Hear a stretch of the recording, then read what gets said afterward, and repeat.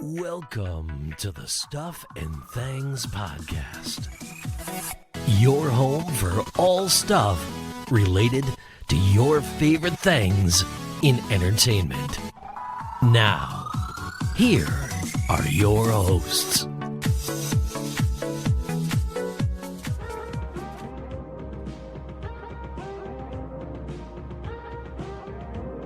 We need to find Vecna, kill him, and prove your innocence. That's all, Dustin? That's all. Yeah, no, that's pretty much it. Hello everybody and welcome to the Stuff and Things podcast, Stranger Things edition. I am Sam, joining me once again to discuss the latest episodes. My daughter is Phoebe. Hello. Hello mate, how are you? I am very good. You got a bit of a cold, haven't you? I'm just Yeah. going to put that out there for everybody who can possibly hear you being a little bit more nasal than usual. Yeah.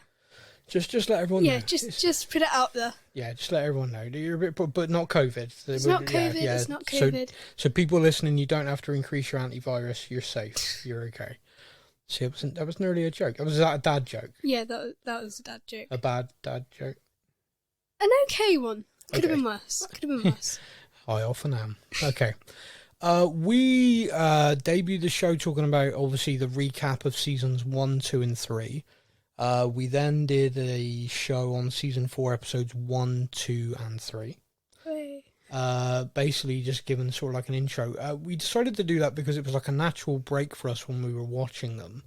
And also we realised that there was so much going on, it would be difficult to talk about potentially 7 episodes. Now, as it is, we've got 4, 5, 6, and 7 to discuss today, and the running times on these, it's massive. They're so long and I love it. Yeah, I know. I think the best thing as well is when we got to episode 7, the running time on it, I think, was 1 hour. It was like 40 minutes. Yeah, it was long. It was like you're basically approaching a film level. Yeah, but when you're watching it, it didn't feel like that. It just kind of flew by and you're like, no, I want more. It was crazy. It was really good. Yeah. But I think what we're going to do is we're going to try and march through the episodes. So we're going to do it, we're going to talk about episode 4, then 5, then 6, then 7. Yep. And we're going to walk through them with basically discussing each storyline and how it's progressing. Yeah. Before we get into it, though, one of the fun things that happens when you're doing podcasts and you're watching shows is you get to kind of discuss crazy theories and you get to look at sort of stuff online and all these different bits and pieces. And one of the things you said to me, and I think you spotted it on TikTok. Probably on TikTok. Which is about Will's birthday. Oh, yeah. So there's going to be a lot of people who haven't picked up on this. So please fill us in. What is the controversy about Will's birthday in the show? Well, in season 2, I'm fairly confident it is. Like when Will's all, kind of... Yeah, the... mind flares. Yeah, the mind flayed is definitely season 2, yeah. They're like...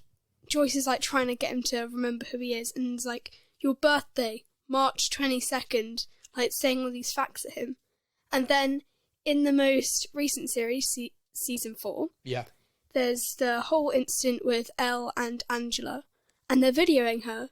And when they're watching like the videotape back, you can see the date, March 22nd. That's right. So we see Will third wheeling and he looks really sad. Yeah. But it's his birthday. It is. So, you know. So the funniest thing about this is the fact that fans of the show spotted this. The actors, the producers, the directors, the editors, everybody have held their hands up.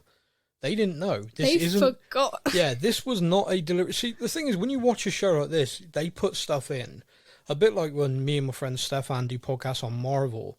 They've layered stuff in deliberately for people to find. And I said it to you, and I was like, do you think they've done that on purpose? And you're like, yeah, it's obviously on purpose. Well, clearly it's going to circle back. I mean, why else would you do it? But no, the creators of Stranger Things, the Duffer Brothers, have come out and have said, no, that was totally on us, guys. We can either, edit it, or it's just going to be really sad. Yeah, and I think that it's just really sad. Yeah. It's just leave it. It is really sad. So that's one fun thing that came up.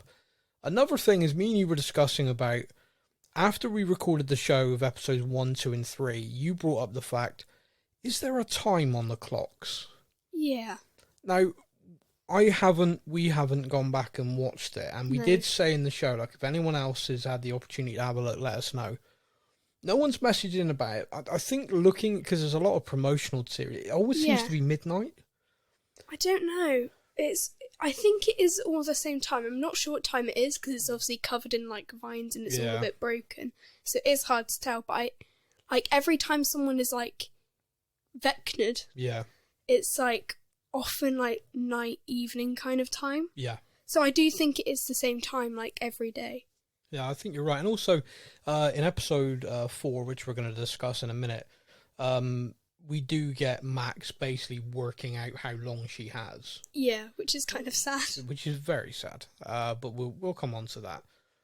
Lastly, then, in sort of theory land, you had one. Now you're looking at me really blankly. I always have theories and then I just forget them. Yeah, theories and you forget them. Okay. Well, see if it comes back to you. We were discussing it. We were discussing, what was going to happen with different characters in the show. No, none of this is ringing a bell at all. Nothing. I feel like I've thrown you under the bus here. Yeah, embarrassing. This is embarrassing. Okay, I have second-hand embarrassment for you. I taught you that. You did. Okay, well, we're going to move on then, if you don't want to share your Wait, theory. no. You share it, and then I'll say, oh, yeah, that's mine. No, I'm not doing that. I'm not giving you the credit, because you'll just steal it from me. Fine, just claim it as your own. No, I've forgotten it myself now. I was hoping you'd remember. Oh. Okay, so on the show, we do have a tradition. Oh, no. The tradition on the show is the title of the episode, and I ask whoever is on the show with me, my co-host, poor Stefan is used to this now, but people who come on with me often fall foul. I think you'll get this one. I actually don't remember. This is season 4, episode 4. What is the title of the episode? Would you like a clue? Yeah. Max is writing letters. Billy.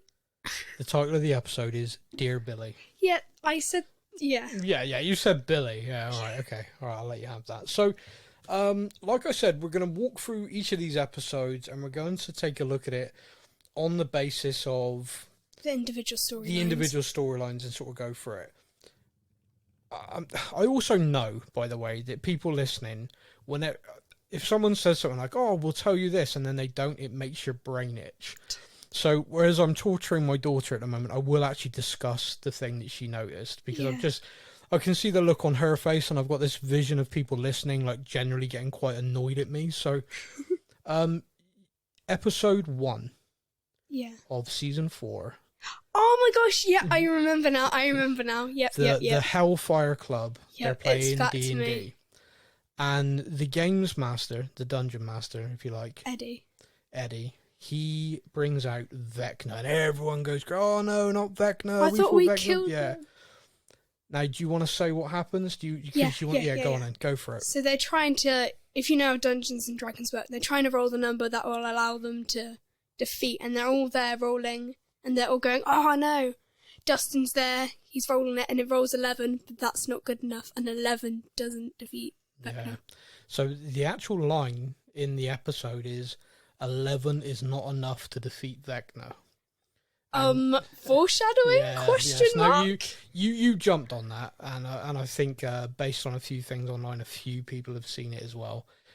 The only issue we got with the show now, though, is that you've spotted that, and you're like, oh wow, foreshadowing.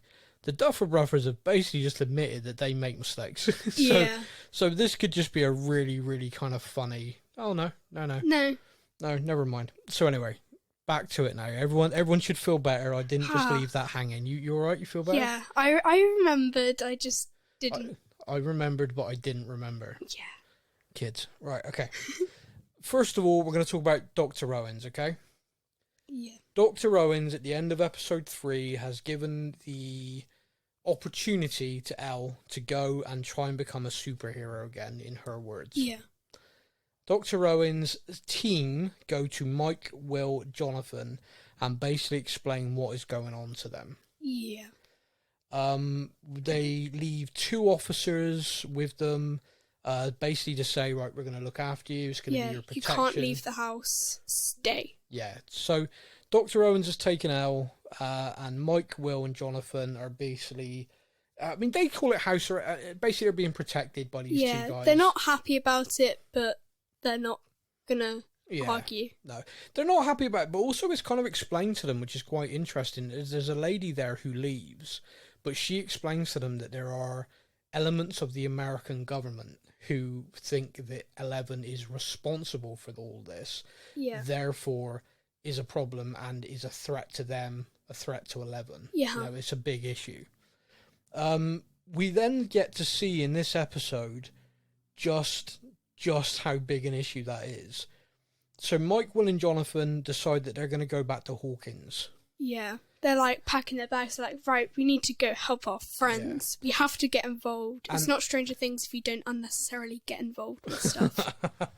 Well, the funny thing is they basically say to each other, it's like, well, the only time we've won, the only time like the world's been saved is when we're involved, so we can't sit this out. And it's you could take that as being a little bit arrogant, but at the same time they are right. So with that being said, we also have a scene with Mike and Will getting back on track, which is quite nice. Those two kind of talk a little bit. No mention of his birthday still. No, very sad. But yeah, those two talk and get back on track, which is great because I thought it was kind of like an unnecessary side arc of them being a bit off of each other. You know, been best friends since they were tiny. Although in the episode where Will's done this painting, we do see he scrunches it up. So I want to know what the painting was. Okay, so the painting's still around. He grabs it as one of the things they take. Yeah, but it's scrunched. Well, what do you, so this is a big thing, right? Because online people are theorizing: has he painted something that's going to be, you know, like of the future? Because obviously when he kept drawing pictures and stuff when he was mind flayed, they were pretty massive clues. And he's an incredible artist. Yeah. Is he going to have painted something that is going to come to pass? Is it going to be something like foreshadowing? Yeah, and it's going to be like needed. Otherwise, why would you just take a painting? Well, it's a special reference to it. You know, Elle in a letter to Mike says, "There's no he's painting something, but he won't let me see." Yeah. You then find out it's especially from Mike. You then find out... Now, there's obviously all the different ways you can look at it. A lot of fan online believe that Will's character is gay and struggling with that, obviously, in 1980s America. Yeah. And it's possible that this is almost like a painting, is like a love letter almost to Mike. I don't think that's the case. I don't know. I think the friendship goes... friendship, not anything else. I think even if Will's character is gay, I don't think that's him and Mike. I don't think so. No, I don't think so either. But yeah, so there's a lot of theories of what this painting is going to be. But none of them at the moment that I've seen, I think that's good. That's the right one. But it is out there. So again, keep an eye out for that, and let's see if in episodes, you know, 8 the finale, 8 and 9 actually do have something to do with that. That'd be interesting if it does. We also have, like I said, in this, they're all getting ready to go, and they need to try and find a way to get out, so they order a pizza. Yeah. As we know from earlier episodes, Jonathan has a stoner friend. Argyle, is that his name? Something like that, yeah. Argyle, who basically works at the pizza place, and they're going to get Argyle in, and Argyle's going to drive them all the way back to Hawkins. That's their plan, and so they get these two security guys to order pizza. Yep. One of them goes to the door when the doorbell gets called. It's not the pizza guy! It is not the pizza guy. Now, this scene, I think, is absolute movie-level action scene brilliant. Yeah. I was watching it, and I'd love to watch it again, because I think I will. Not for you, really, but 80s action movies were a thing. Like, they were like a really big thing. And even to this day, people have got kind of like a nostalgia feeling for them because they were basically just grotesquely violent. And this whole gunfight felt like an 80s action film. It felt like a kind of crazy. So the one guy goes to the door, gets shot and sort of laid low. The other guy is doing a phenomenal job. It's literally Marines in uniform with M16 storming the house. Yeah. And this one guy with a handgun is holding them all off and protecting the kids. Yeah, I mean, it's kind of funny because I was like, oh, these guys are really useless. They've literally not done anything. They're watching TV. And they are and I'm not like, okay, all. Fair play. Yeah. Okay. So they're just lounging around watching TV. Then all of a sudden up and I'm shooting people and protecting, like, kids. And he's doing a pretty amazing job. He does an amazing job. He does get hit really Yeah. badly, and they're trying to get him outside just as Argyle arrives with his pizza van. Oh, And, I mean, all my note says here, I'll let you run with this, okay, is the army attacked the house. It's an amazing, crazy scene. And then I've written the word drive in capital letters and exclamation marks. Yep. So they bundle this poor guy who's been shot into the back and of Argyle's Argyle's van. just not used to it. It's like, oh my god, is he bleeding? Oh no, They're just, he's bleeding. They're screaming at him to drive. The army is like running at him, and he's like, "They've got guns," and they're just drive. He does drive eventually. He does drive eventually, and they do get away from that house and that situation. Poor Joyce can't have a nice house. Joyce cannot have a nice house. That's a well documented thing. Absolutely not. You if you're gonna like rent a house out and you see Joyce Byers rock up, just say no. Yeah, Absolutely no. not. Absolutely not. So that is one thing that is happening in this episode. That on its own is an episode, and it just the absolute gunfight and battle that happens, it's insane. But no, there are other storylines, and this is the thing I like about this show. And when they did the first poster release, do you remember the Upside Down? It was season 4, and you had 4 different perspectives, like 4 different it was like things. 4 walls in a way. Yeah, and it was like people, so you could turn the poster to 4 different ways, and whoever's at the bottom, and you're basically following these 4 different arcs. Yeah, which is great. And they all kind of link slowly. Yeah. I mean, that's a running theme with Stranger Things from the start, but with this one, like I said, you can really feel the different arcs that are all going to come together. Now, the next one is Nancy and Robin.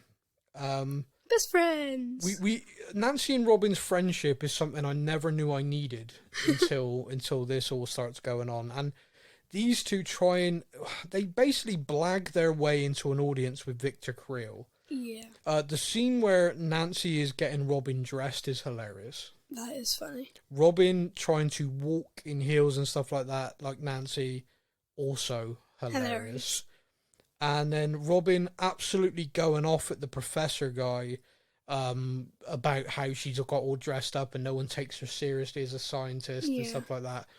It was funny because Nancy had this plan and it wasn't working.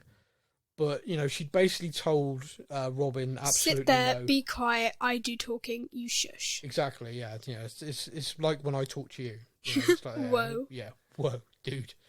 And so Nancy and Robin, but Robin basically realised this isn't going to work. What the hell? Let's go for it. Yeah, we've only got one chance at this. And she does, and it works. And the professor's like, okay, all right, I'll take you down there. Now, the thing that I think goes against them, I think the moment that backfires is when they ask to see him alone. Yeah. I think the minute that happens, the professor goes from being, okay, hang on a minute, who are you? Why are you here? Because obviously a lot of journalists and a lot of people over time would have wanted to get in to speak to this guy. Yeah. So it's at that point he says, oh, it's okay, yeah, all right, I'll leave you here alone with him. I've got some things to do anyway. And as soon as he said that, I was like, he's going to make some calls to check who these people are. And then they say someone, like the guy that sent them, they say their name wrong, and I'm like, no. Yeah, to be honest with you, I think in that moment, we all knew they were rumbled. Yeah. But they do get let in. They do get to go and see Victor Creel. The guy's got no eyes. Yeah. Which, straight away, given what's been happening with regards to Vecna and people's eyeballs basically being taken, that was creepy and dark. Now, what happened next, which is really interesting to me, is because when this season was very first announced, there were 2 teasers released by Stranger Things. The first teaser was of Hopper in Russia. Yep. And so everyone was like, oh, Hopper's alive, that's amazing. And that was it. That was the only bit of information you got. The second was of this 1950s family arriving at this house. Yeah. And again, it was like no context. We're it was like, I thought it was set in the 80s. Yeah, exactly. What the hell is going on? But here we actually have that scene. We actually get a flashback. Is Victor Creel retells how they purchased this house after he returned from World War II. Yep. His wife and 2 children, 1 girl, 1 boy. And he talks about how the house was possessed by a demon. And he talks about how initially when they got there, everything was okay. Yeah. Then they started finding dead animals on a regular basis. And then stuff started happening in the house. They were like individually getting like picked on by this demon thing. You're exactly right. And then he tells the story about how they're basically sat at a meal. The radio was on. The radio started changing around, and then his wife gets thrown up into the air. Right. Bones crack, eyes fall out, drops. Exactly and it's like, how we've seen, yeah. So it's that demon, it's Vecna. So we have seen this, we know what this is. We're like, oh wow, we know what this is. And then he shows that his daughter goes the same way. He is seeing stuff, so it's like he's going to go the same way as well. However, he describes it as like an angel, the voice of an angel stops him. Yeah. He talks about the song playing, and it's at that point that both Nancy and Robin realise, oh, music. You know, psychology believe that music can activate parts of your brain. Yeah. And that's what it is. So they kind of triggered, okay, that's why he didn't get killed. One of the lines which is really important, and a lot of people possibly missed in all of this, is he talks about how his wife was killed, daughter was killed, and his son was in a coma for 3 months and then died. I thought it was 2 weeks. Oh, no, I thought you said months. Oh, I'm pretty wrong. No, it could be. But he was in a coma for a short space of time. For a space of time, he was in a coma, and then he died. Now, at that point of hearing that, did you jump on that, or were you just sort of focusing on the other parts of it? I was kind of focused on lots of things. Yeah. But stuff that happened later on made me go, wait a minute, let me think back. Yeah. That's... Yeah, well, because in my notes, because obviously I make notes as I go through and I do this stuff, you know, I'm a podcaster. Yeah. And I made a note of this, and all I did was I just put little asterisks, and then when the episode finished, I went back and wrote it in, just basically to say, you know, Papa ? Yeah. Now the reason why I did that is because all of the numbered children, everyone we ever saw, they're snatched and they tell the parents that they died. Exactly, yeah. And so I did just think to myself, oh, I wonder, that could be really interesting. I wonder if perhaps... what if he was never in a coma and he never died? Yeah, exactly. And I kind of thought to myself, that would be a link that could be interesting. So I made a note. I never put it all together at that point. You know, no. I never had it all. It was just, I thought, okay, well, that's of interest, because why would the demon kill his wife, kill his daughter, try to kill him, but only leave his son in a coma? Yeah. You know, it was kind of like, okay, I don't really follow that. That's kind of strange, but we'll, you know, like I said, circle back to it. And he obviously tells this story. The girls do get rumbled, as we predicted, but then they run away. Yeah. The running away scene, I think, was class. Class. Mostly because of the commentary. I mean, Robin, bless her, talks about how uncoordinated she is and how she can't run. And when they finally make it to the car and they drive off, Nancy just laughing, going, you really do run like a crazy person, don't you? He's like, yes, I do. But I love that. But basically, the reason why they know they need to run, the reason why they know they need to get to the car, is because they want to communicate what they found out. And the radio's in the car. Yeah. And while this is going on... Exactly. They need to get back to the radio so they can give this information to Dustin, because they know how important it is.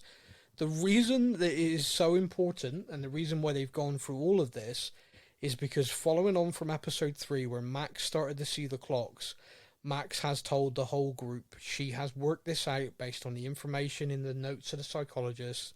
She's got a day to live. The gang meet up with Lucas as well, who of course has now ditched the jock basketball group to get back in with everybody. There's various scenes with this, but the first one I want to talk to you about, because I'm still now not sure what happened, is the scene with her mother. Yeah. Because she sees her mother hanging up clothes outside on the laundry line. She goes out and she talks to her and she gives her a hug and everything's fine. And then everything goes dark, and her mother starts saying stuff to her. Like, but it's like what happened with Chrissy, when she saw her mum, and it... It's just like what happened with Chrissy. It's also just like what happened with the young kid and the police officer. Yeah. But the thing was, the police officer was there. You know, the police officer was there, and he was talking to him, and then, as far as the police officer was concerned, the guy just spaced out. Because he's going, are you okay, kid? You don't look well. And he's like, oh, yeah, I'm fine. In his head, he saw all this nasty stuff being said to him. However, when it kind of Max snaps out of it, Her mum's gone. Her mum's gone. Like, she was never there. So, I'm still not sure. I'm really not sure whether... Is that like a bad, like, they've just not thought that through? I'm not sure. Is it a case of that she saw her mum and the whole thing was in her head from the start? Or was it a case of her, her mum hugged her and walked off, not realising that she was, not just fully stood there in space, just hugging hugging the air. Yeah, it was strange. I think I'm going to go with her mum was never there. I think so, because the conversations often started for quite a long time before. Yeah, no, I'm with you. Okay, that's what we're going to go with. We then have her writing letters. It's kind of a bittersweet scene where she's writing letters to everybody, but everyone's kind of staring at her. They're like, why are you writing letters? Yeah, Steve, Lucas, and Dustin are just staring a hole in the back of her head, and she's like, stop staring! And, oh. And you all pretend like they're not doing it. Yeah. So there's some levity, some funniness in amongst that, but then she gets Steve to kind of drive her around. Like I said, she has this scene with her mother, and then she goes to Billy's grave. And William Hardgrove. Yes, and when she's there and she's reading the letter to him, Dear Billy, which is the title of the episode, we then have a cameo I wasn't expecting. Really? No, I wasn't expecting that at all. I mean, Vecna now takes hold to go after her, and his main weapon is Billy. We get a cameo from Billy, just being horrible to her, like Billy was, really. He was kind of... But kind savage. of a different kind of horrible, like, oh, you wanted me to die. Yeah. Stuff just like that. Basically trying to feed off of her kind of guilt. Which is what Vecna does. Yeah, it's certainly what it appears to be, like survivor's guilt. If you feel guilty over something, or you've got something there that you don't fully forgive yourself for, he's targeting that. Yeah. And so at this point, we see her, and she's spaced out, and Steve's trying to get her attention, and he can't. At that point, Dustin and Lucas freak out, and they're there as well. Now, what are your thoughts on this? I'm going to do this in two parts. In this part right here, do you think at this point we're going to lose Max? If I am honest, no. Yeah. I'm like, I just didn't think we would. And I'm fairly confident that I've seen bits in the trailer that we've not seen yet. Oh, okay. Well, and I'm like, well, we can't lose her because we've not seen that and that, and I'm fairly confident. See, I'm used to talking about Marvel stuff, and Marvel actually use cutscenes for trailers, which means that you will never fully know. Like, you will see stuff in a Marvel trailer you don't see in the film. Oh, that would annoy me. Yeah, I know. But they do it to throw people off. Here's the film, look how great it is, but we're not going to give away anything to you. Yeah. With this, so I didn't think of it like that. But that's what I thought. I was like, well, there's a scene that I remember. So you felt safe? Yeah. Well, because I'm watching it, and I'm like you. I kind of, not because of that, but I did feel safe in this moment.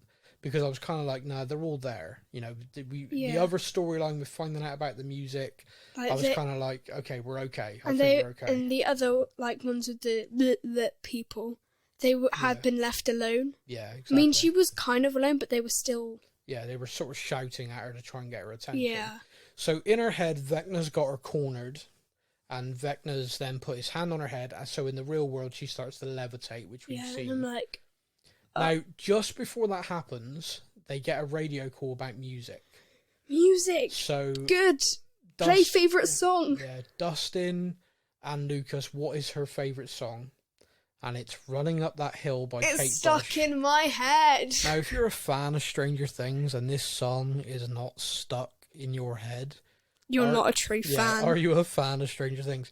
In the UK charts right now, it's re-entered into the top 10 off the back of Stranger Things. That is insane to me, but it's what it is. Now, this song, she put the headphones on, they hit play just in time, and she starts to levitate, so she's got the song. Now, in the actual, with Vecna, you see, like, it's like a red cloud everywhere, and it starts to clear. And she can see herself. She can hear Dustin and Steve and everyone shouting to her. So the music is working. The music is reaching her, and she starts to struggle to get free.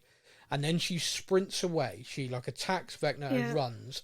And Vecna starts basically throwing things from the sky to try and hit her, and it's landing all around her. Chills. This right here is where I thought we were going to lose her. So this is where I went from feeling pretty comfortable, pretty confident, to, oh no, they've double bluffed us. Because it's kind of like a trope in horror films, it's kind of like a trope in TV and everything, that they're going to build it. Oh, she's so close, and it's going to... And then at the last minute, she's going to get squished. So as she's getting closer and closer to that kind of exit to get back to herself, I'm dreading it. I was genuinely like hand over my eyes, like, oh no. I was so happy she made it. So happy. Although it got to the end and it went black, and I was like, no, it's cut it. Do we know? And then it did a little bit, and I was like, okay. Okay, phew. I'm not going to scream. I was very ready for the episode to end there, and I was like, no. Yeah, no, that's fine. I mean, I was, I'm like you. I was ready to scream, but she does make it back. She does survive Vecna's curse thanks to the music.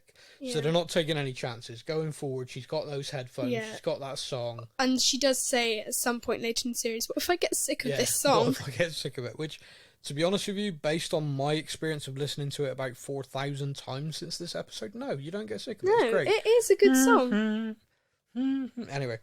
Now, the other part of this episode, this ongoing, which is amazing, when you consider everything we've just discussed, the massive monumental information about Victor Creel, the crazy gunfight in California, and that amazing action scene. But Max there's more. surviving. There is more. There is more. It is in Hopper. This episode. Hopper makes his break from the Gulag, and it is a hell of a fight itself.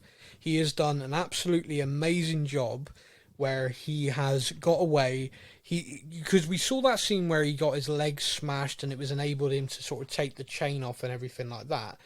And then once he was sort of able to get away, he got to like this shed, and then one of the guards spotted him, but he managed to fight his way free. He got and on, all like, the like other people there are going, woo, someone's actually done it. Crazy American, run.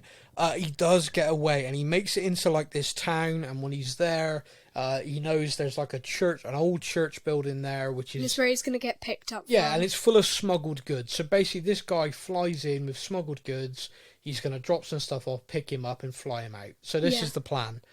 Unfortunately, the plan involves a guy called Yuri. Joyce and Murray take all the money to Yuri. It's a few funny scenes, but unfortunately the funny certainly goes south because Yuri betrays everybody. I knew he would. The second I saw him, I'm like, no, crazy Russian, he's going to do something. Although I will say, going back to Hopper, he gets peanut butter and he just scoops it out with his hand and puts it in his mouth. I like peanut butter, but I could never do that. No matter how hungry I am, no matter how bad the food's been, a whole scoop of peanut butter with your dirty fingers, okay. No. Thank you. And he sits on a mattress and looks really uncomfortable. So I don't think I think he's in a bit of pain. I think he's cold as well. Yeah, his feet look... Yeah, his feet don't look good. No. Poor feet of Hopper. So, like I said, Joyce and Murray get drugged by Yuri. They're out cold. He ties them up and puts them in his plane.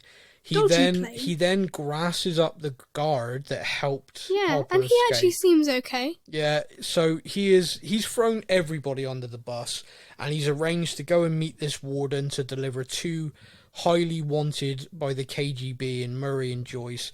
This guy thinks he's hit the jackpot, basically. Yeah. He's kept the money, and he's off, he's flying them, and unfortunately he's also given Hopper's position to the guards, and Hopper is recaptured.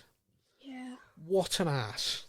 Literally throws everybody under the bus. Like, I know you and you, bye. Yeah. Like, whoa. Absolute. Whoa. Yeah, absolute. Told you, crazy Russian. Absolutely it is. I have my suspicions, and I was correct. So that was episode 4. Woo! We're going to talk about episode 5 now. Do you know the title of this episode? If you get this, I'll be blown away impressed. Let me just... No. Okay. Wait. Give me a clue. Okay, it's 3 words, begins with the. That is really not helpful. You're welcome. The... It's the title of a Stranger Things episode.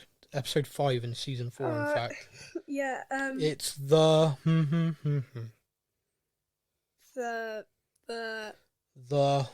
project.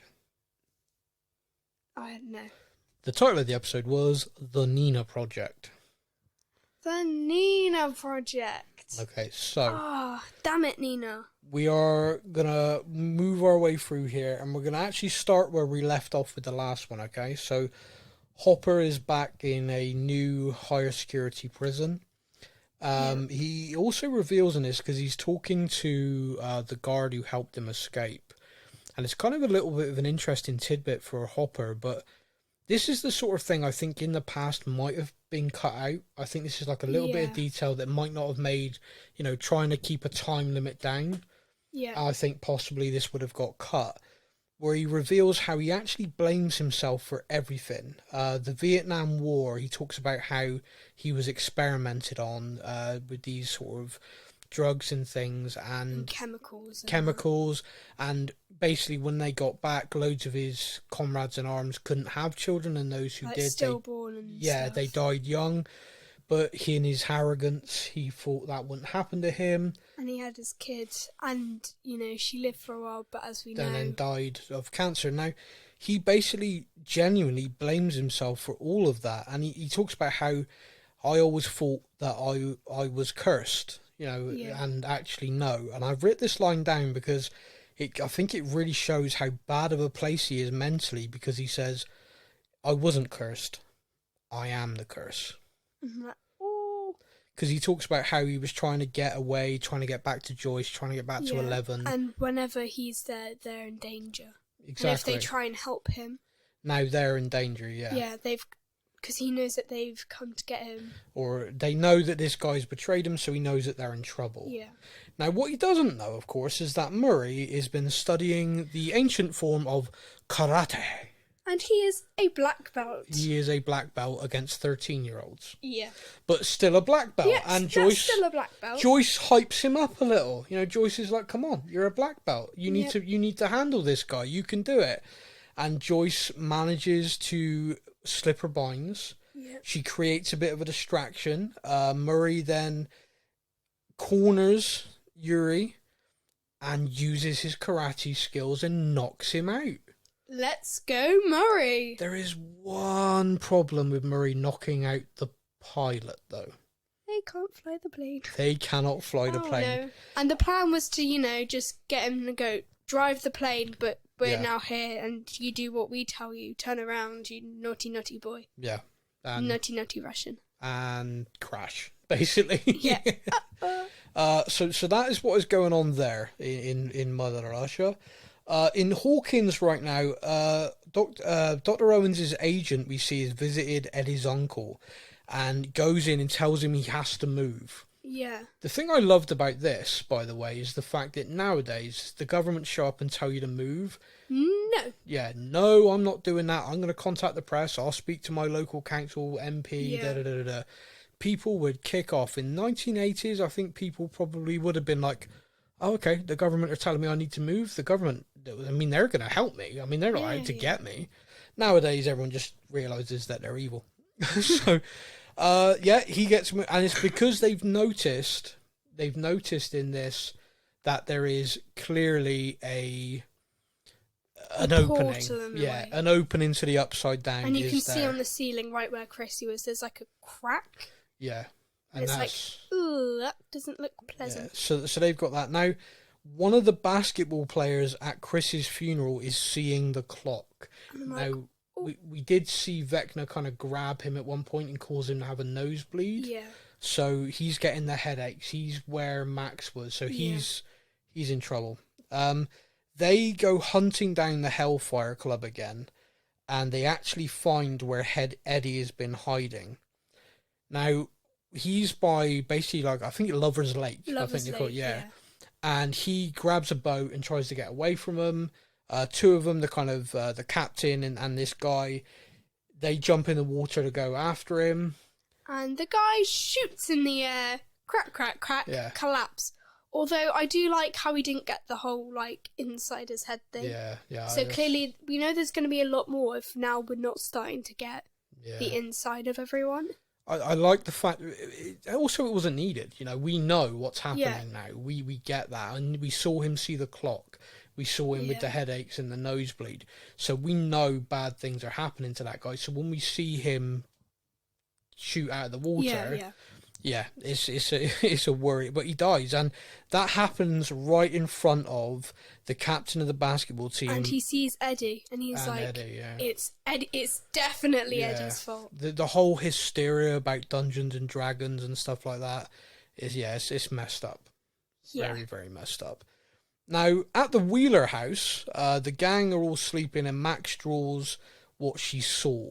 And they're like, "Well, I'm not Will, so don't get mad at me about my dodgy drawings." It's kind of funny to me, and the reason why it's kind of funny to me is because Dustin's a bit of an ass to her. Dustin's kind of like, "What the hell are you drawing?" Also, we have a moment where Dustin mentions Freddy Krueger to poor little. Is it Bethany? What's the name? Holly. Holly, yeah. Bethany. Yeah, sorry. I call myself a fan of the show, yeah. There's just a name I wanted to forget, I think. So, yeah, Holly is there, and she's describing Freddy Krueger to poor little Holly, 4 years old, 5 years old, maybe. Yeah. And Nancy's like, "Dustin, dude." He's like, "Oh, yeah, sorry. It's just a film. Just all made up. Don't worry about it." One of the little details as well in this that I quite like is Mrs. Wheeler's being lovely to everyone, really happy they're all there, happy they're all staying together to look out for each other. Mr. Wheeler's just moaning about the fact they're all in his house eating his food. I want them to get a divorce.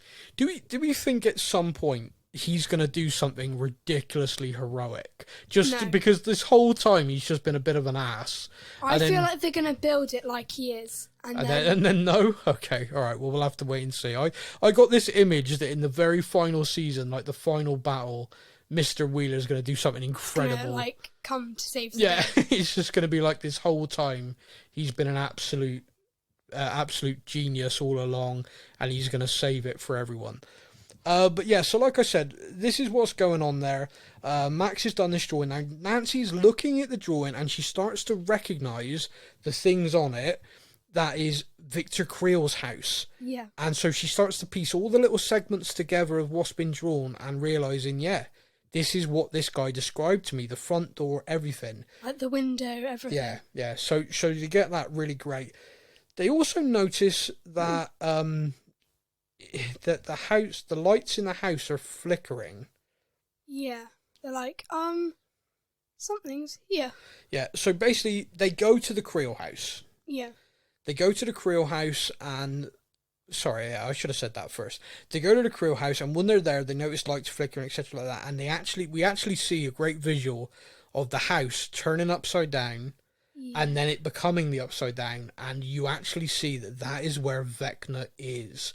He is actually there. That's where all those vines are attached. I still think he's charging. You said it as like a charging port. Like he's using the electricity or something to... I think it's just his way of entering the real world, I think, because he's sort of projecting himself, because he's not physically there. No. Projecting himself into people's minds. Yeah, it's his way of connecting himself. Yeah, but charging port's kind of funny, so we'll stick with that. Yeah. But the scenes in the house are kind of great. Again, it's got real kind of 80s horror movie vibes, really fun. But yeah, that's really great. I mean, and the group are there, and they're trying to kind of decipher what's going on, and the group realise the lights flickering, and they basically follow them around. And there's a massive thing. It's all like flickering, and stop, and the light bulbs break. Yeah, and it actually happens at the moment the basketball player is killed. Yep. So, like I said, all of these things are happening simultaneously. So as we talk through them, obviously there are links from one thing to the other. Yeah. Now we see Mike, Will, and Jonathan. Now, last time we caught them, they were in the back of a pizza van with one of Dr. Owens' agents dying. He'd been shot, not in a good way, and unfortunately the guy does die. Yeah, but right before he dies, he gives a pen. Yeah. So he's basically telling them that they need to call somebody. Yeah. But he doesn't give them the number. So they think so they think he's handing them a pen to write a number down, but the pen doesn't work. And like, brilliant. And he Yeah. dies before he could tell us. We can't even like write it down with one of our own pens. You're exactly right. Now, whilst this is happening, and they are now going to bury this guy, the military are still at Joyce's house, and they have found the note from 11 I'm to going to be Mike. a superhero again. So whereas they had suspicion before that she was still alive, they now have confirmation she's alive. And not only do they have confirmation she's alive, that everyone there are involved. They know who she is and what she is. Yeah, and they know that Joyce, they know who lives there. They know that it's like, no. the other element of the US government are fully aware of this now. 11 arrives with Dr. Owens to this massively secret facility, and I love this. This felt a little bit James Bond to me. It's like there's a shed in the middle of a desert. They walk into it, and then they press a button, and they go down this massive forest. Basically, it's an old nuclear silo, which, you know, there's just them everywhere in America, by the way. And when they get down there, I think probably a shock to me, a shock to most, but the biggest shock to Elle is that Dr. Owens has brought her to Dr. Brenner. Papa? Yeah. What did you think about that? Because my initial reaction was, no, Owens, I liked you. I was like, I didn't think it was real. Yeah. I don't know. Part of me was like, no. No. No. I think I was just sad, really, because I like Dr. Owens. I like the fact that we've had this character for a while who, you know, yes, he's government, yes, he's all of that side of it, but he's generally tried to be good to everybody. He's tried to look after the kids. Now, he does, as the episodes go on, do continue. He clearly does still have a interest in her beyond what she can do, unlike Dr. Brenner. But it still felt like a bit of a jerk move, didn't it? Yeah. Mike, Will, and Jonathan bury this agent, like I said, and they find this number, and they find a number within the pen. They realise that the fact that the pen doesn't work. We've had it all along. We've actually been sat here for ages contemplating what to do. Yeah. Now they try and ring the number, but they get what is basically a modem sound. So they realise it's not a it's not a telephone. It's actually a computer. Now in UK in the 90s, that was very much a thing. So 80s America, I'm guessing it's a thing. Alfie, I wish you were here, brother. You could tell me, but I'm guessing it is. And so with that being the case, they then realize we need someone who's good with a computer, someone who can do, someone who can look into this. And they know a computer hacker because a certain friend of Dustin's changed his grade at school. And that person just so happens to be Susie Poo. I do remember when everyone thought she was a Russian. I don't think she's a Russian. No, she's definitely not. But basically the gang decide that they're going to drive to Salt Lake City. They're going to go and find Susie. Utah, probably, sorry. I don't know. They're going somewhere to find Susie. That's the important thing. And Susie, so this is Mike, Will, Jonathan, and Argyle are going to drive to try and find Susie. Just the notion of that is hilarious. Yeah. By the way, and the fact they've never met her. No, Dustin's met her, but that's it. I don't even think they've spoken to her because they just heard her sing. They did hear her sing because that's the thing. Once I think it's Mike says it, and then Will's like, "Oh no, never ending story," and they're all going, "No, not her," and they're like, "Yep, it's got to be. She's the one." 11 is basically Dr. Brenner has got a theory that she has somehow repressed or has somehow forgotten how to activate her abilities. She's just blocked it from her memory. And the only way to re-establish that mental link so she can do it is to relive how she first really channeled it. Now, in the opening minutes of the very first episode, saw a flashback to Hawkins' lab and 11 straight up murdering everybody in the facility. And he's going to show her this memory. And that's what they seem to be building towards. She gets put in this tank and she starts to have these hallucinations of being a young kid again in the rainbow room. She's had her head shaved as well. Well, yes. No, they do shave her head in the show. Yeah, in Not real life. It's No. a wig. Yeah, I'm still. How in the heck does she get all of her hair into it and make it look like it's just not? She's got a massive forehead. I don't know. That's pretty like hours and hours. Yeah, they've done a pretty amazing job with that. Also, there's a young actor who's playing young 11. And she directed. Yeah, she directed them. So they're using the sort of facial swap technology to make it look like a young her. But yeah, I loved it. I thought they did a really great job with that, and obviously that continues in the next few episodes. Yeah. Of course, that takes us into episode 6. So again, Stranger Things, season 4, episode 6. Title of the episode. It's 2 words this time. Oh, that's so helpful. Yeah, the first word is the again.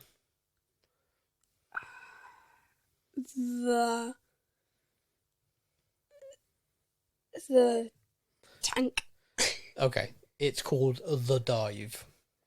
See, tank, dive. I was thinking like water tank. I was on the right line. Okay. I'm chilling. You're fine. So, the US military are torturing the guard that they took hostage. So when they stormed Joyce's house, they shot one, which we saw taken out early. Now, he's still alive, but they're torturing him pretty badly. They're torturing him to get information on Dr. Owens.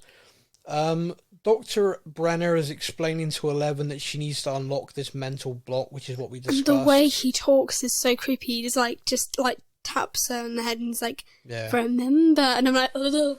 It's creepy, but the thing that we get to is in her flashbacks, we see a scene where she is being badly bullied. Yeah. Right, so she uses her abilities in like this test where Dr. Brenner has them basically trying to, all the kids, like push each other mentally across the room. Yeah. And I think it's number 2. He's like the big strong one. He's beating everyone. He's beating everybody, but then little tiny 11 knocks him on his ass. Yeah. Basically. And he hates her for it. Like, yeah, and his kind of little gang. And they bully her horribly, but it does echo quite horribly to what happened to her in the real world in terms of the schoolyard bullying and stuff.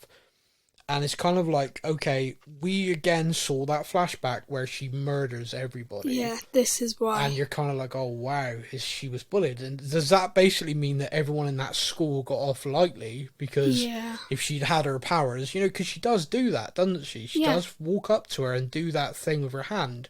She was prepared to. I was going to say, does that yeet her? Now, does that basically mean that she was about to go neck snapping? How many people? I mean, I would have happily watched Angela get her neck. Yeah. And Angela's not good people. Person. No, not nice. Now, so that is what is going on with that. Now, there isn't really a lot more going on with Elle in this episode. It's basically we see lots of flashbacks. And the creepy blonde guy. Yeah. Well, so you get these flashbacks, and in this episode, we do sort of get introduced to this.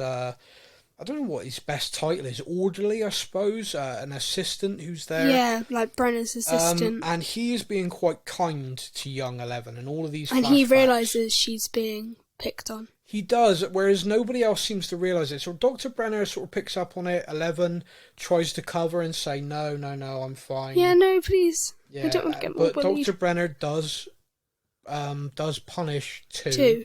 Which, of course, just makes it worse. The bullying gets worse. She basically, this already says, like, they're planning to kill you. So you need to escape, you need to get out. And, and this is the bit of information, number 1 escaped. Yeah. And she's like, no, there was no number 1. He was like, no, there was. I was good friends with him. And I'm like, there's something. And I'm like, yeah, well, the guy's creepy. The guy is creepy. And I'm trying to go through my head. Well, I feel like the way they're building this, we're going to know who 1 is, and it's going to be like so they're number 1. Yeah. Plot twist. It's Mr. Wheeler. Well, at the end of this... Yeah, that'd be hilarious. Now, at the end of this episode, I did write a note, which I'll come to when we wrap everything else up. Yeah. But, elsewhere, Mike, Will, Jonathan arrive at Susie's place. She doesn't have her computer anymore because she felt so guilty over that she told her father. Yeah, she felt so guilty, which of course you would do. Anyway, moving on. So we do have this thing where it's funny. I mean, it is just funny. The house is a madhouse. Yeah. There's kids running wild, quite literally. One kid's dressed as a Native American who shoots Mike in the head with an arrow.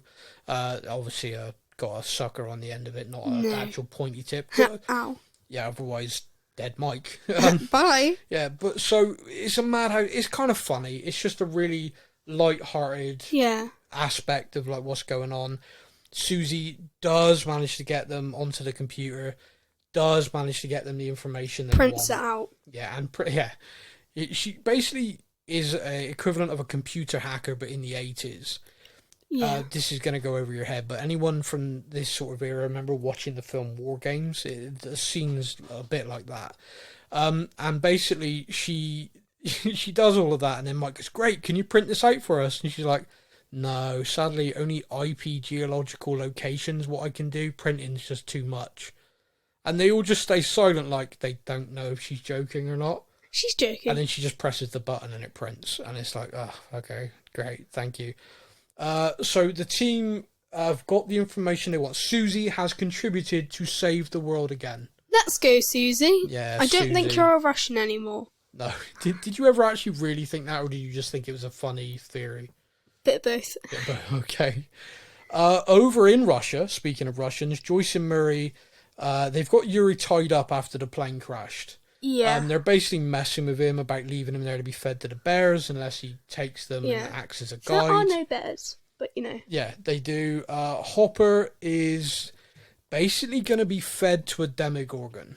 Which we saw at the end of last season, and we're like, how have they got hold of one? Yeah, and they are feeding it prisoners.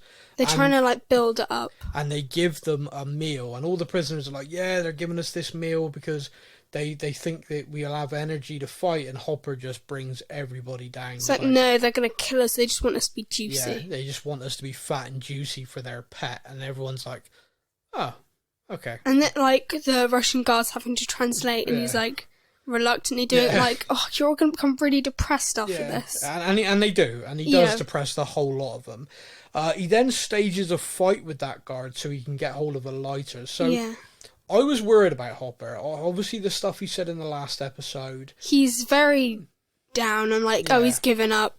Brilliant. Yeah. However, what is interesting to me is he stages this fight, he steals a lighter, and then when he's back in the cell, he shows the guard and he says to him, I thought I was just dead in here, gonna die in here. Now I know what this creature is. It means that Elle, my daughter, is not safe. Yeah. Because he realises if this thing's still functioning, still okay, then the upside down is still a thing. There's still problems. And he's like, so maybe I can do something. Maybe if I take this thing out, maybe that's going to help. Yeah. So... And it's afraid of fire. It doesn't like fire. He does know that. Whereas all the others don't have a clue. Yeah. So, and then they're like, ha ha ha, we might not die, ha ha ha ha ha. Yeah. Not in a good place. Yeah, they get wrecked. But yeah, so, like I said, Hopper's kind of got a plan there. Joyce and Murray have got a plan with Yuri to try and get into the facility to try and rescue him. Meanwhile, back where the main core group, if you like, were the biggest group, they head to where Eddie was hiding. And they see that when they get there, the police are all there, and there's been another death. No, this is not going to look good for Eddie. Yeah. They then get Eddie on the radio, freaking out, and he obviously tells them, I think it's called Skull Rock. Yeah, Skull Rock. And they all head there, and when they're heading there, Dustin's got his compass. Steve's like, yeah, I know where it is off by heart, and Dustin's like, no, it's got to be this way. Steve's right. And so the compass is wrong? Yeah. Wait a minute. And this is where Dustin kind of jumps all over this. He kind of points out that when the gate was open, it was a massive electromagnetic pull. And it pulled the compasses. So he points out that, look, what I was doing was correct, but the needle's been moved because there's a bigger magnetic pull. Therefore, there must be a gate. Brilliant. I don't know how brilliant it is. Well. Everyone in the town has a meeting, and they get ridiculously fired up about Hellfire Club basically being a demonic cult. and they hand out, the captain of the basketball team's like, Yeah.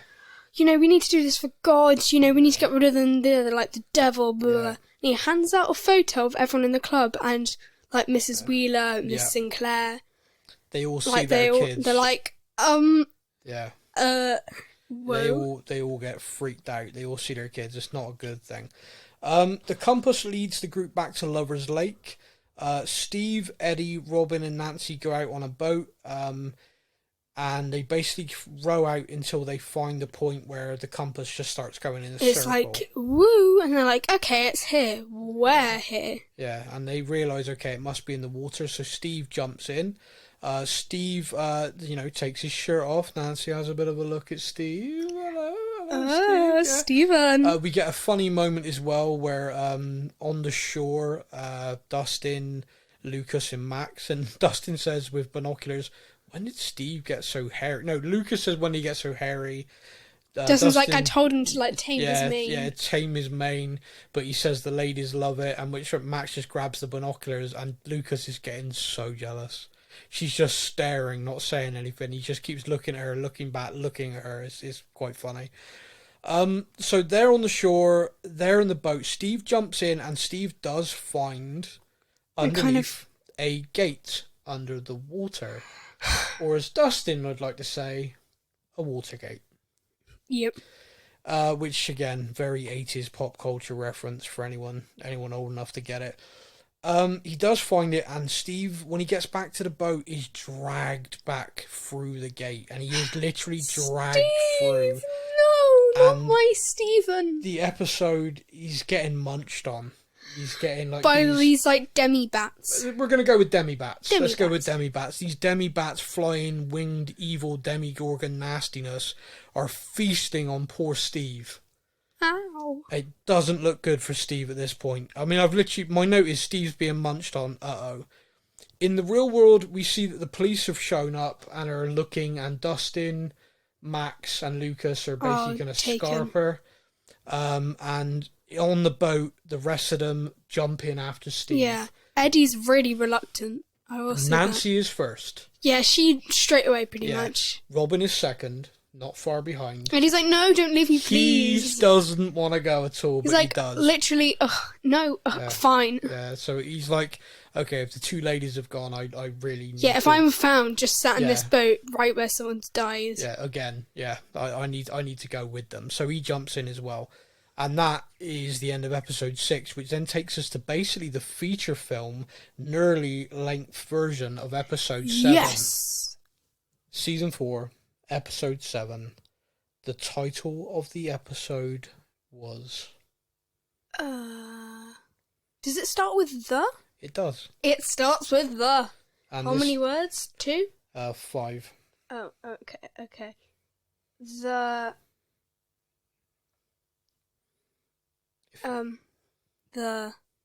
What's the third word?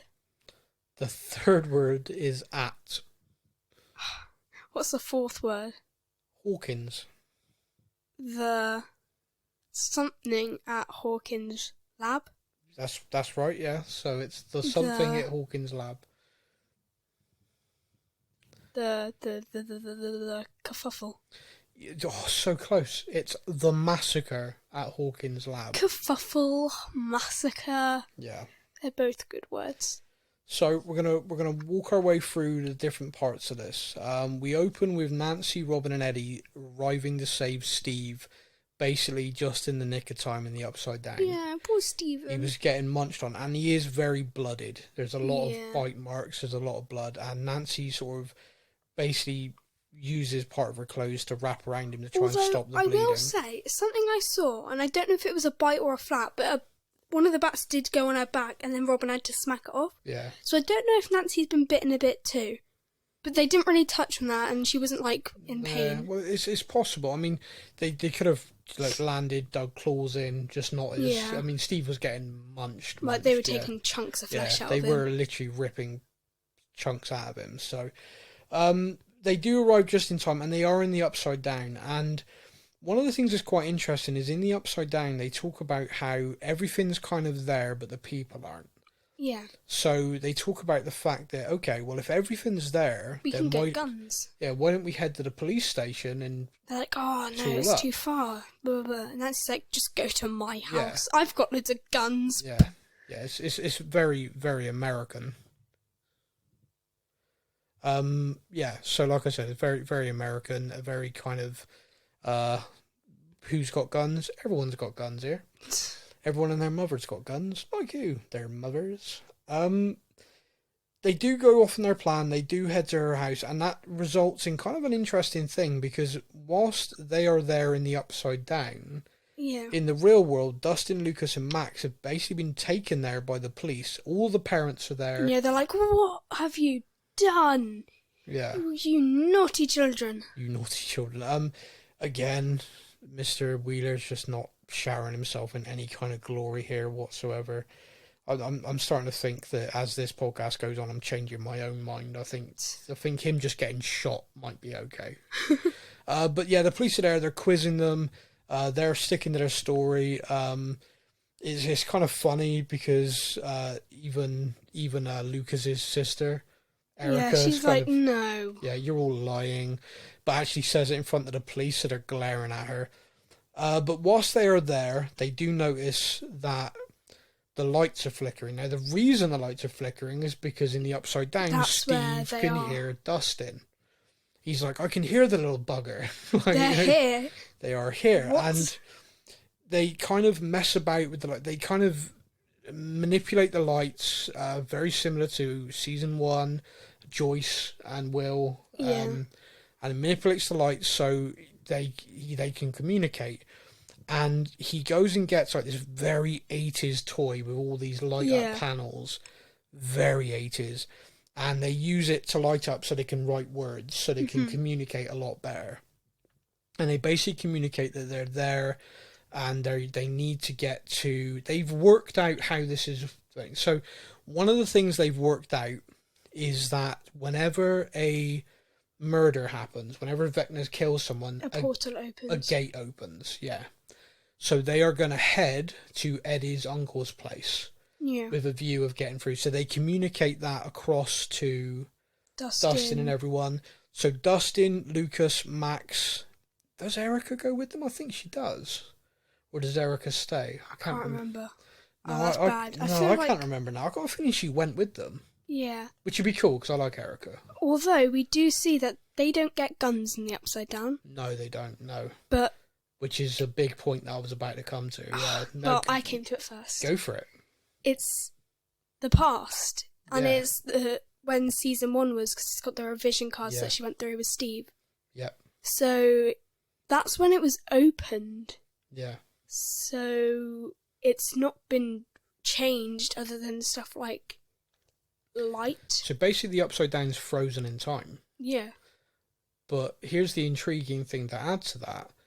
If that's been frozen in time, why is it that in the 50s, Vecna was kind of... Yeah. But I guess it kind of answers that a little bit in this. Yeah. We'll come to it. So they do work that out. So there's a reason why she can't lay her hands on any guns, but they do have the bikes, which is kind of a funny thing. We see them riding on their bikes, and we also see a demi-bat spot them as well out on their bikes. So wherever they're going... Vecna's now aware of them being Vecna's there. connected to all the creatures. He is, yeah. So where we talked about in the past seasons of a hive mind. Was it the mind flare? I think Vecna's all of it. Yeah. Vecna is the Upside Down. It appears to be, yeah. It certainly appears to have a certain degree of control over everything. They do head there. And we'll circle back because that scene where they're escaping from the Upside Down into the real world via Uncle Eddie's caravan obviously has a big ending, so we'll circle back to that.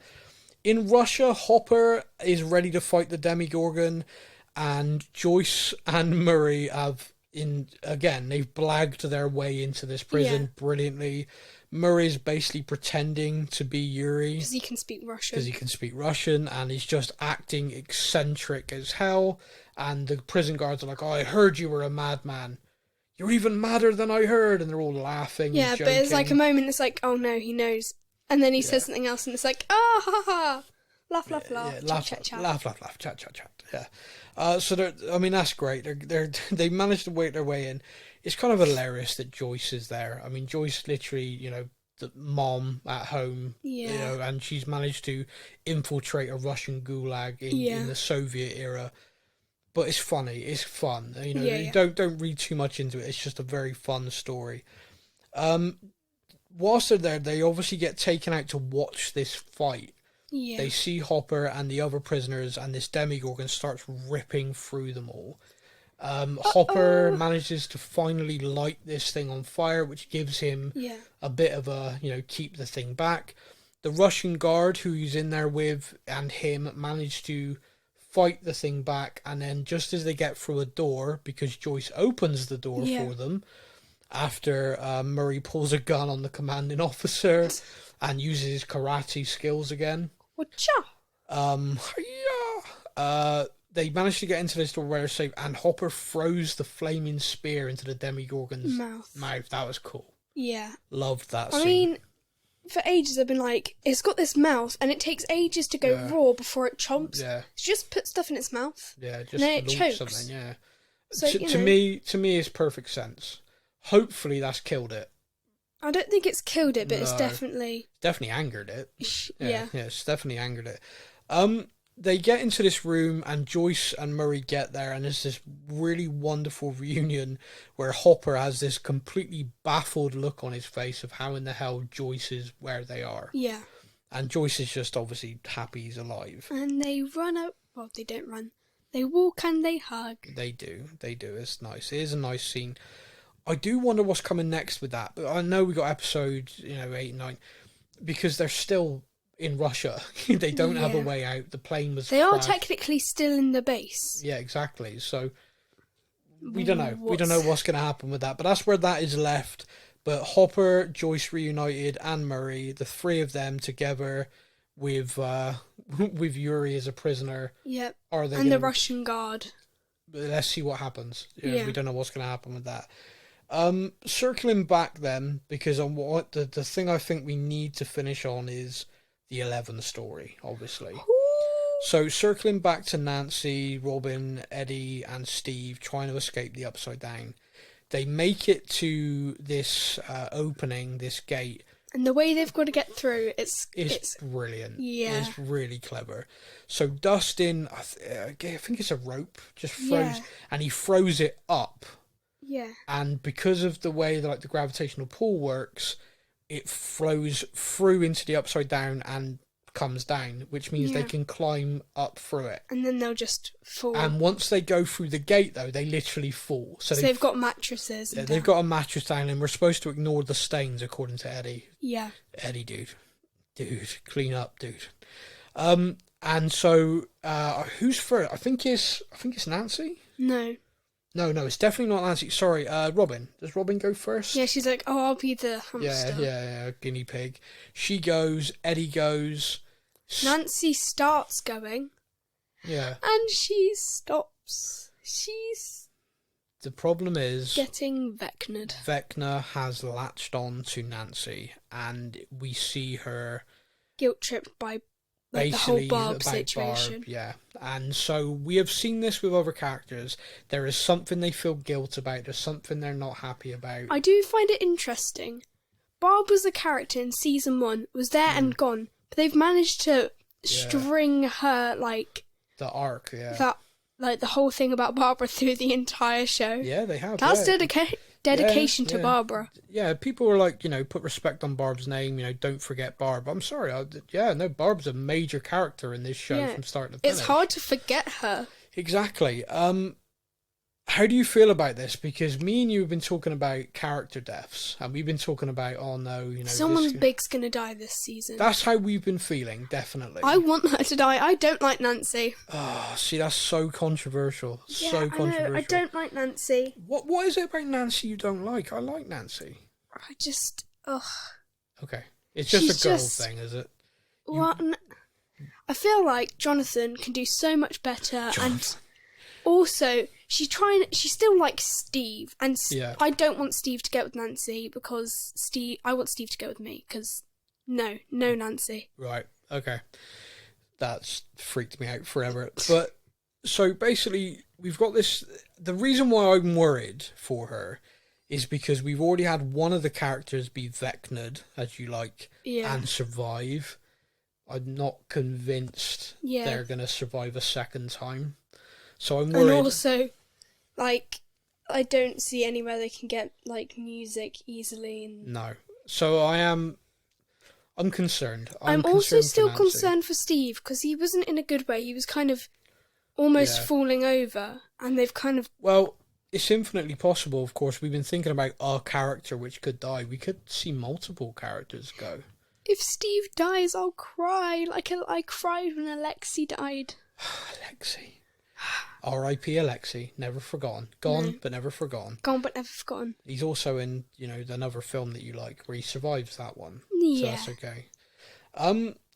So, like we said, she is taken, and that's how that kind of arc ends. Yeah. So we've got to wait for next season to get an answer on that.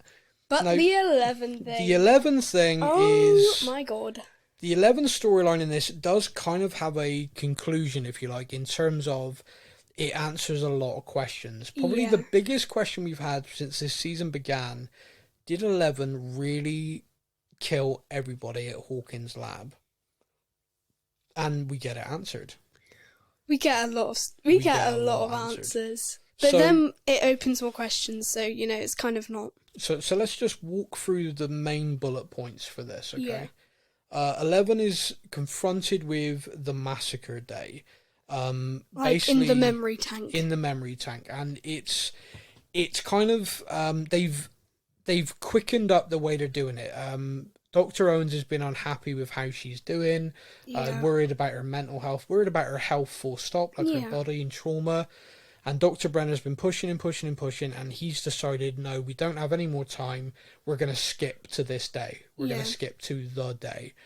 We as an audience are like, oh, wow, here we go. This is going to be why. This is her trauma from this triggers, so much else. One of my questions is, who is this kind of warden who's now gone from just being there, talking to Elle, being nice to her, to now trying to give her an escape route. Yeah, actively trying to help her.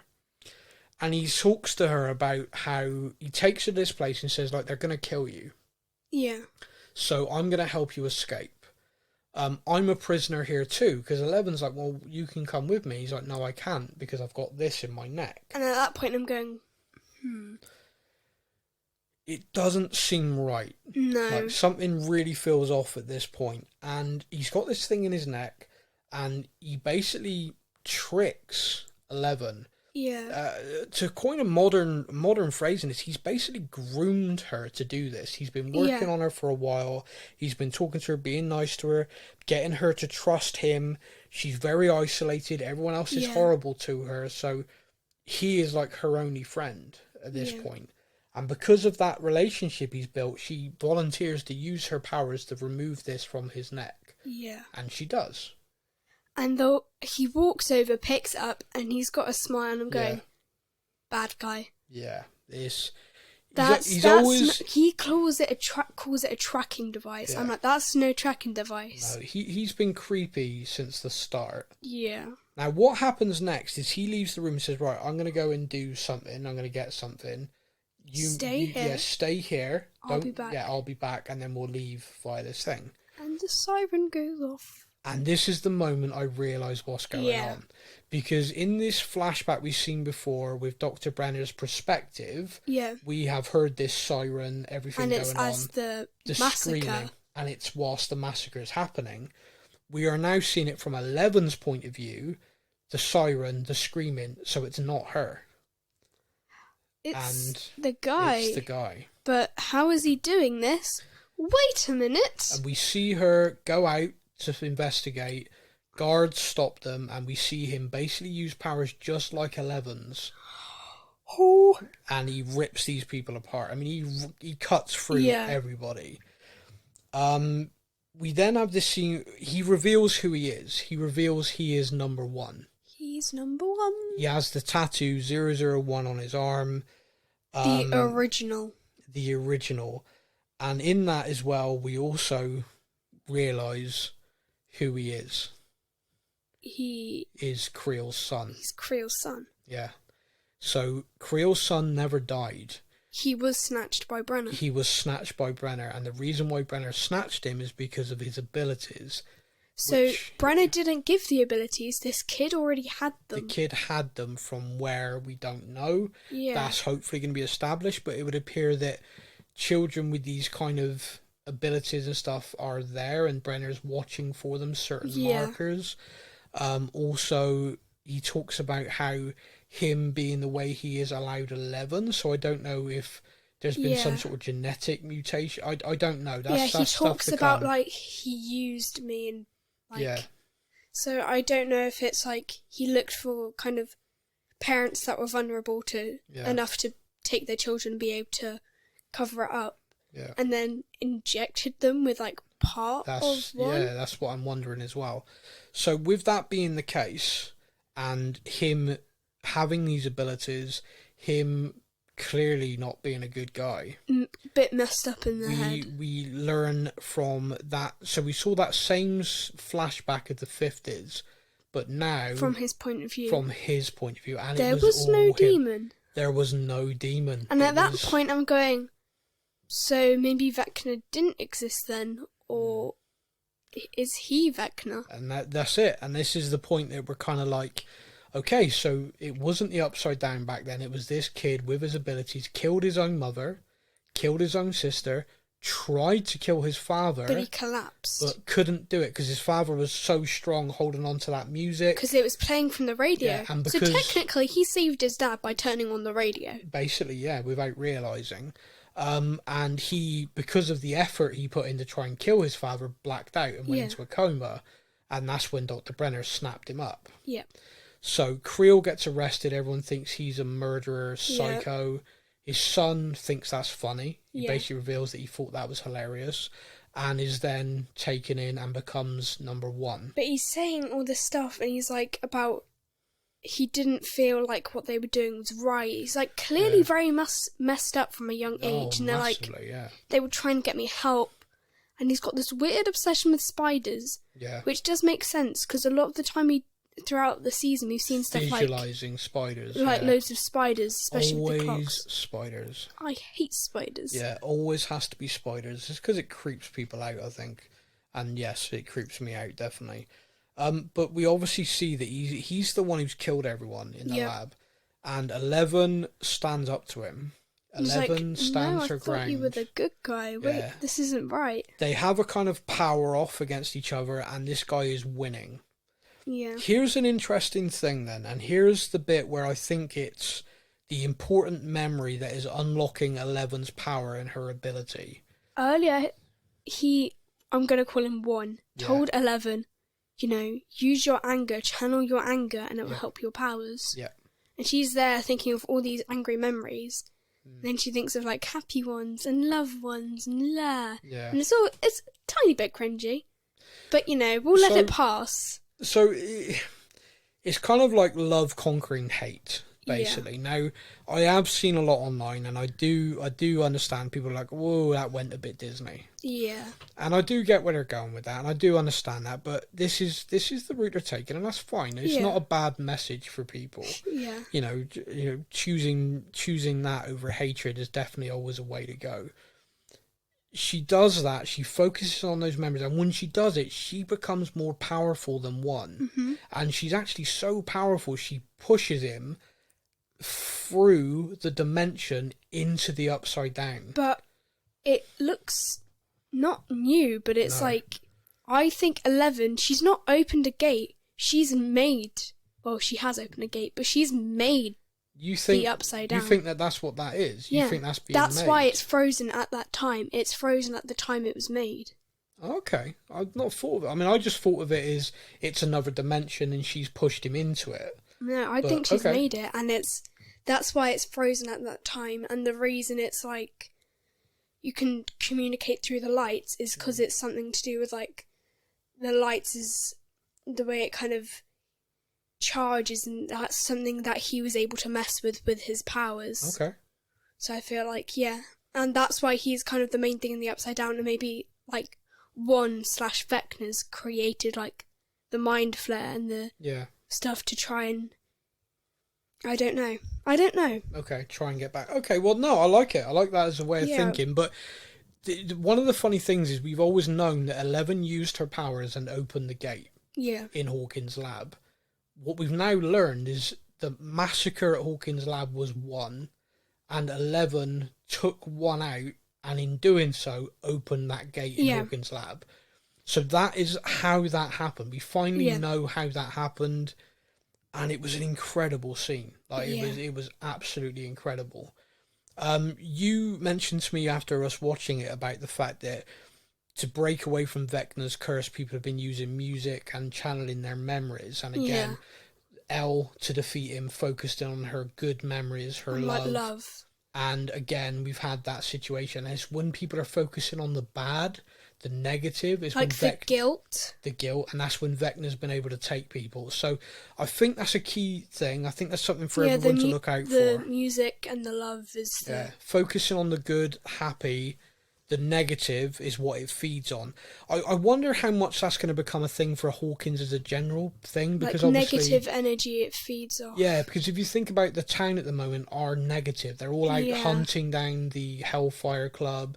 They're all angry. There's a lot of people that are feeling guilty, like especially like Mrs. Wheeler and that. They're like, oh my God, I've let my child into this. Exactly. There's a lot of that there, and I think that's what Vecna's going to feed off of. He's basically just going to keep feeding off of people. I can't wait. I mean, we got 2 episodes left. The running time of 8 is about 70 minutes, and the running time of the finale, it's like over it's a 2 movie. hours. It's a movie. It is literally a movie. So everybody strap in. It's going to be incredible. Unfortunately, we do have to wait. It's not going to air until the 1st of July. Sigh. So that's Friday the 1st of July. It's basically a month. Less than a month now. Less than 30 days. You can all make it. You're all going to be okay. Don't worry. Yes, breathe. You're calm. It's going to be good.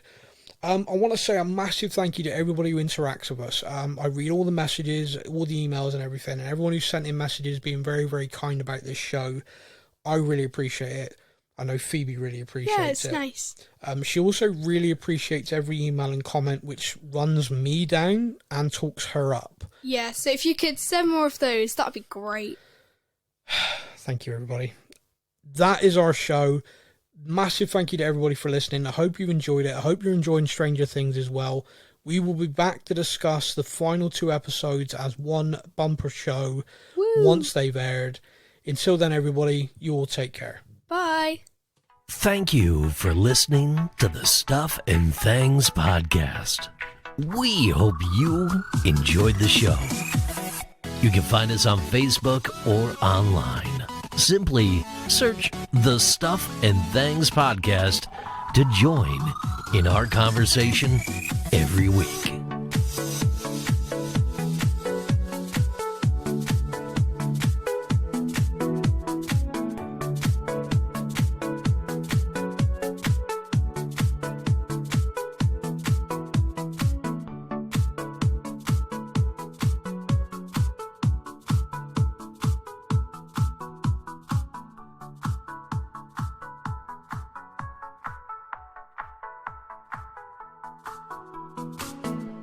My fingers are like arrows, my arms like iron, my feet like spears.